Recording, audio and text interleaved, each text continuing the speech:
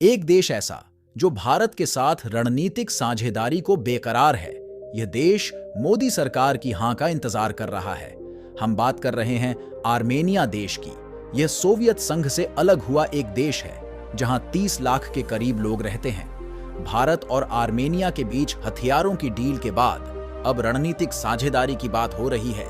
Armenia के श्रम मंत्री नारेक मकरचन ने कहा है कि उन्हें उम्मीद है कि जल्द ही दोनों देशों के रक्षा संबंध रणनीतिक साझेदारी में बदल जाएगा। आर्मेनिया पूर्व सोवियत देश है जो अजरबैजान की दुश्मनी का सामना कर रहा है।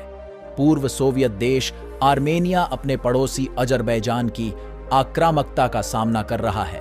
दोनों देशों में पहले ही कई बार युद्ध हो चुके हैं। पिछले साल ही अजरबैजान ने अर्मेनियाई बाहुल्य इलाके नागोर्नो काराबाख पर कब्जा कर लिया था। इस कारण करीब 10 लाख लोगों को शरणार्थी के रूप में आर्मेनिया में शरण लेनी पड़ी थी। अब वही आर्मेनिया भारत के साथ रणनीतिक साझेदारी को उत्सुक है। आर्मेनिया को उम्मीद है कि रणनीतिक साझेदारी से भारत से रक्षा क्षेत्र में सहयोग बढ़ाना आसान होगा। भारत ने आर्मेनिया को अपनी रक्षा के लिए बड़ी मात्रा में हथियार भी बेचे हैं। इनमें आकाश मिसाइल सिस्टम और पिनाका रॉकेट सिस्टम प्रमुख हैं। इसके अलावा 155 mm की आर्टिलरी और एंटी ड्रोन सिस्टम भी आर्मेनिया को दिया गया है।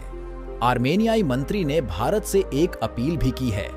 मिंट को दिए गए इंटरव्यू में आर्मेनिया के श्रम मंत्री नारेक मकरचन ने कहा कि मुझे लगता है कि हमारे संबंध इतने परिपक्व हैं कि इन्हें रणनीतिक साझेदारी के रूप में परिभाषित किया जा सकता है। मुझे उम्मीद है कि हमारे विदेश मंत्री इस मुद्दे पर चर्चा करेंगे। मकरचन ने यह भी कहा कि उनका देश भारत के साथ रक्षा संबंधों को गहरा करने के लिए इच्छुक है। दोनों देशों के बीच योजनाबद्ध रक्षा सौदों के बारे में एक सवाल के जवाब में उन्होंने कहा कि हमारे बीच रक्षा क्षेत्र में सहयोग है और हम देख रहे हैं कि भारत के साथ हमारे सहयोग को और अधिक गहरा कैसे बनाया जाए। और आर्मेनिया लगातार भारत से रक्षा सहयोग बढ़ा रहा है। 2020 में अजरबैजान के साथ युद्ध हारने के बाद से आर्मेनिया ने अपनी सैन्य शक्ति मजबूत करने पर काफी काम किया है। इस दौरान भारत और आर्मेनिया के संबंध रक्षा क्षेत्र में काफी मजबूत हुए हैं। कहा जा रहा है कि आर्मेनिया ने 2020 में भारत से स्वाति हथियार पता लगाने वाली रडार प्रणाली खरीदी थी। इसके अलावा भारत और आर्मेनिया के बीच कई अन्य हथियारों के गोला बारूद और Pinaka multi barrel rocket launcher, इसके साथ ही एंटी टैंक मिसाइलें प्रदान करने के लिए एक द्विपक्षीय समझौता हुआ था। आर्मेनिया भारत से हथियार भी खरीद रहा है।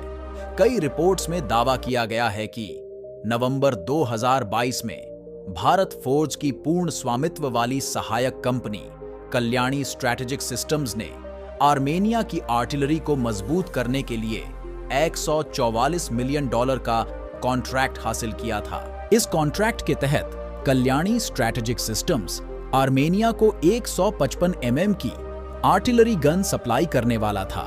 इससे दोनों देशों के बीच रणनीतिक सहयोग और ज्यादा घनिष्ठ हुआ है।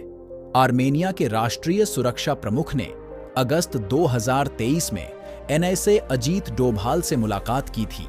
अक्टूबर 2022 में आर्मेनिया के रक्षा मंत्री सुरेन पापिक्यन ने भारतीय रक्षा मंत्री राजनाथ सिंह के साथ एक बैठक की थी, जिसमें रक्षा के क्षेत्र में विभिन्न मुद्दों पर दोनों देशों के बीच बातचीत हुई थी।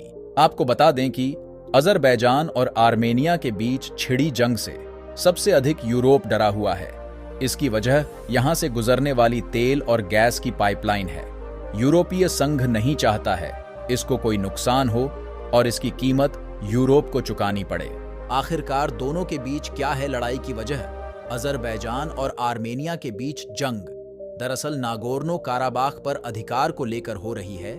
ये एक पहाड़ी इलाका है जो 2020 तक आर्मेनिया का हिस्सा हुआ करता था। 2020 में करीब 3 सप्ताह तक चली जंग के बाद इस पर अजरबैजान का कब्जा हो गया था।